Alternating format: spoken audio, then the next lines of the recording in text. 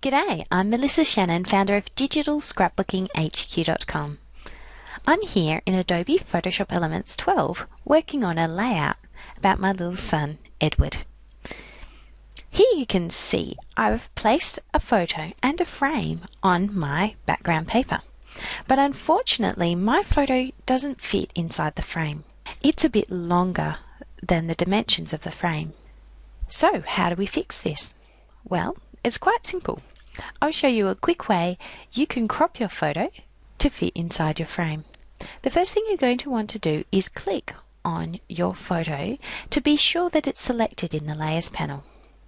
Then we're going to choose, in this case, the Rectangular Marquee tool. I'm going to zoom in a bit so I can see what I'm doing. And then I'm just going to go to the top left corner of the frame, just inside the edge here. I'm going to click and drag. I'm going to drag right down to the bottom right corner.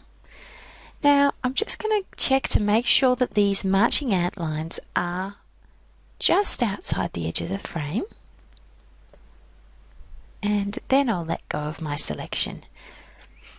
Now I'm going to make sure that my photo layer is selected, and then I'm going to come up to this Create or Add Layer Mask button on the right hand side. If you're using Photoshop Elements 9 or newer, you'll have this button. So now what we're going to do, so we've got our selection on and we've clicked on our photo layer to make sure it's selected. We're just going to click on this Add Layer Mask button, and you'll notice that instantly it's hidden the edges of my photo. Just going to go back to the Move tool here. And you can see that my photo is now neatly inside the frame. Now what happens if I didn't quite get the photo exactly in the right position? No worries, just click on the link icon between the layer and the layer mask, and I can then either use my arrow keys or the Move tool to move my photo around so that I can get it positioned perfectly within the frame.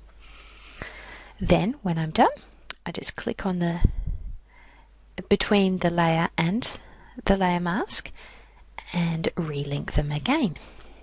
Now, what if you're using an older version of Photoshop Elements and you don't have the layer mask button? Well, I'll show you another example of how to do that. I'm going to use a different frame for this photo. So I'm going to place the circular frame here, and I think that's fine. I'm just going to grab one corner of my photo and resize it until it fits inside the frame.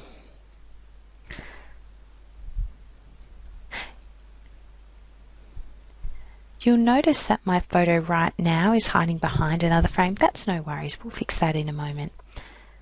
So I'm just going to keep tweaking the handles here on the edge of my photo, making sure it says constrained proportion so nothing will get warped out of shape.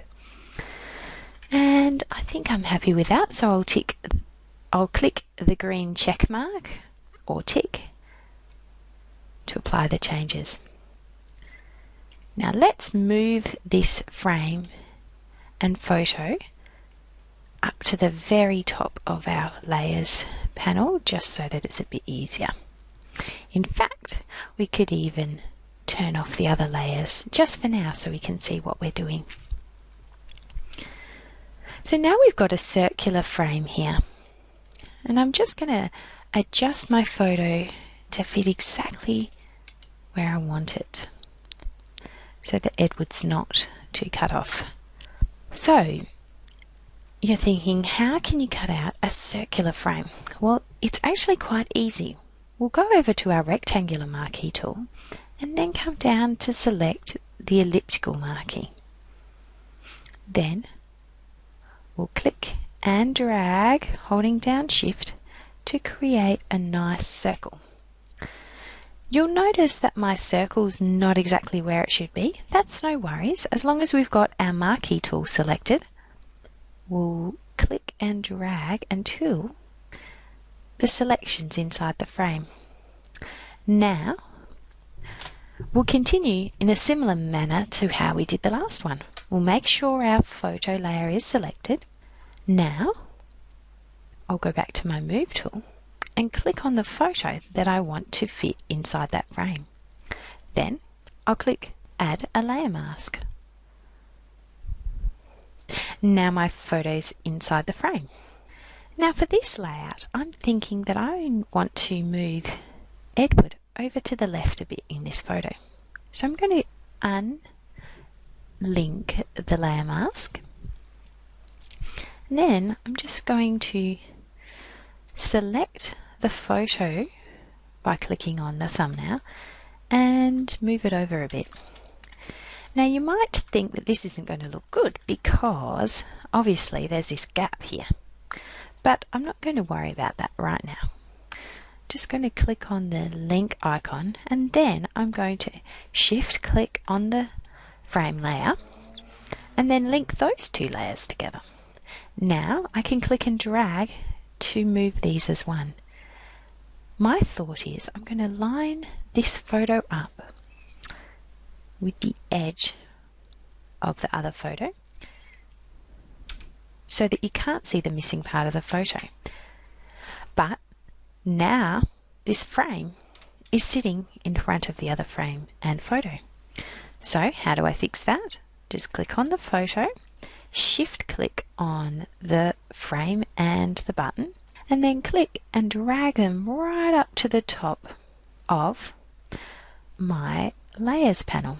And now you can see that the frame is hiding behind the photo. Now I can continue working on my page and I'll be back to show you the end result. So here's my completed page. I've stacked a few different papers from Suzy Q Scraps Mini Kit Memories and Moments. I've masked the layers in a similar way as I did for the photos so that I have this fun stacked effect.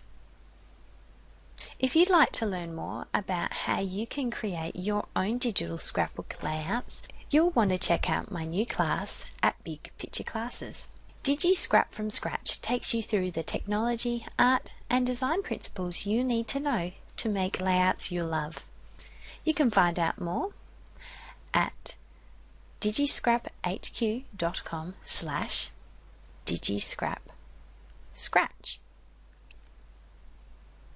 Suzy Q Scraps contributed the beautiful mini kit I've been working with today, and I've also got other mini kits from 5 different designers, so you can play around with different styles of scrapbook supplies and follow along to create layouts just like mine in DigiScrap from scratch.